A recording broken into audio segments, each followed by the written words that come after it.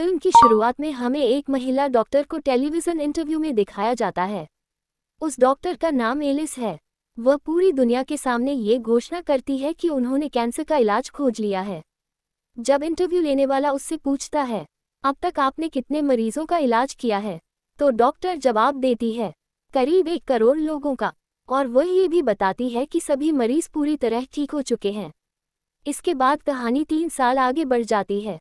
अब हमें अमेरिका का एक शहर मैनहट्टन दिखाया जाता है, जो पूरी तरह से सुनसान हो चुका है। सड़कों पर कारें खड़ी हैं, लेकिन कहीं भी कोई इंसान दिखाई नहीं देता। इमारतें खाली हैं और चारों तरफ सन्नाटा है। इसी दौरान एक लाल रंग की कार बहुत तेज रफ्तार से आती दिखाई देती है। उस कार में विल स्मिथ, जो इस फिल्म के हीरो हैं, और उनका कुत्ता होते हैं। वे हिरन का शिकार कर रहे होते हैं। हिरन तेज दौड़ रहा होता है और वे उसका पीछा कर रहे होते हैं। काफी कोशिश के बाद जैसे ही वे हिरन को पकड़ने वाले होते हैं, तभी एक शेरनी आ जाती है और हिरन को मारकर ले जाती है। विल स्मिथ चाहे तो शेरनी को मार सकते थे और हिरन ले सकते थे, लेकिन तभी उनकी घड़ी में अलार्म बजने लगता है। अलार्म का मतलब ये था कि अब शाम होने वाली है और उन्हें हर हाल में घर वापस पहुंचना है। वे सब कुछ छोड़कर तुरंत घर की ओर लौट जाते हैं। इस शहर में अब कोई इंसान नहीं बचा था, लेकिन बहुत सारे म्यूटेंट मौजूद थे, जिन्हें फिल्म में डार्क सीकर्स कहा गया है। ये डार्क सीकर्स सिर्फ रात में बाहर आते हैं और दिन की रोशनी बर्दाश्त नहीं कर सकते। विल स्मिथ घर पहुंचते हैं। वे और उनका कुत्ता साथ में खाना खाते हैं। इसके बाद वे घर को पूरी तरह सील कर देते हैं।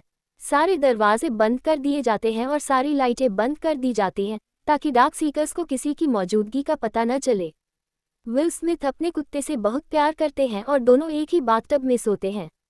बाहर डार्क सीकर्स की आवाज़ें सुनाई देती हैं। अब कहानी फ्लैशबैक में जाती है।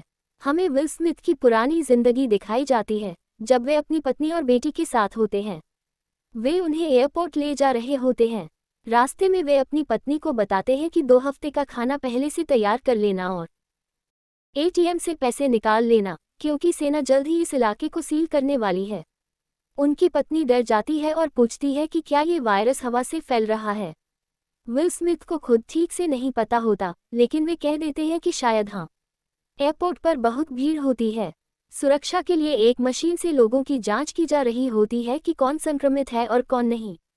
विल स्मिथ की बेटी मशीन से पास हो जाती है, लेकिन उनकी पत्नी को मशीन संक्रमित बता देती है। सुरक्षा कर्मी उन्हें रोक लेते हैं। विल स्मिथ एक सीनियर ऑफिसर होते हैं, इसलिए वे दोबारा जांच करवाते हैं। दूसरी बार मशीन उनकी पत्नी को ठीक बता देती है और उन्हें जाने की अनुमति मिल जाती है। उनकी फैमिली के लिए हेलीकॉप्टर की व्यवस्था की जाती है, लेकिन तभी एक दूसरा हेलीकॉप्टर, जो डार्क सीकर्स के हमले में असंतुलित हो चुका होता है, उनके हेलीकॉप्टर से टकरा जाता है। दोनों हेलीकॉप्टर क्रैश हो जाते हैं और सभी लोग मारे जाते हैं। इस हादसे में विल स्मिथ की पत्नी और बेटी भी मारे जाते हैं। अब कहानी फिर वर्तमान में आती है। विल स्मिथ अपनी लैब में वायरस से पीड़ित लोगों के लिए दवा बनाने की कोशिश कर रहे होते हैं। वे चूहों पर प्रयोग करते हैं। ज्यादातर चूहे आक्रामक रहते हैं और दवा काम नहीं करती, लेकिन एक चूहा बिल्कुल शांत रहता है।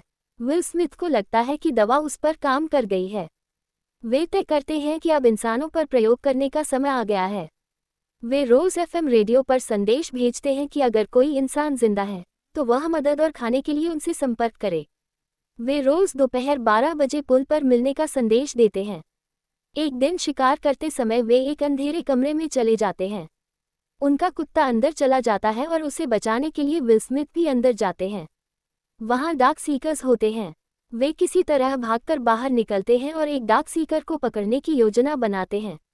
वे एक जाल बिछाते हैं और एक डार्क सीकर को पकड़ लेते हैं। उस पर दवा का प्रयोग करते हैं। कुछ देर के लिए लगता है कि इलाज काम कर रहा है, लेकिन फिर वह असफल हो जाता है।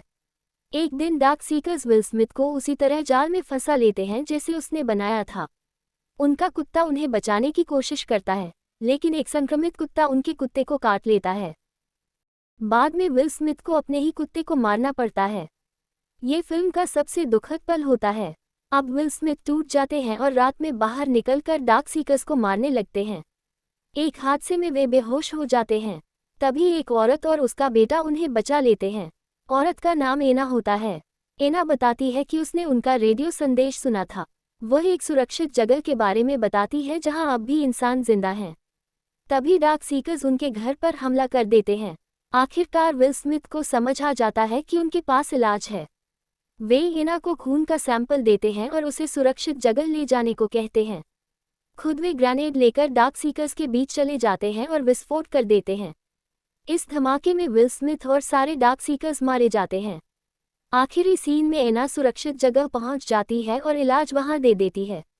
विल स्मिथ ने पूरी इंसानियत को बचाने के लिए अपनी जान दे दी। इसीलिए इस फिल्म का नाम है आई एम लेजेंड, क्योंकि सच में विल स्मिथ एक लीजेंड थे, चमकता सितारा।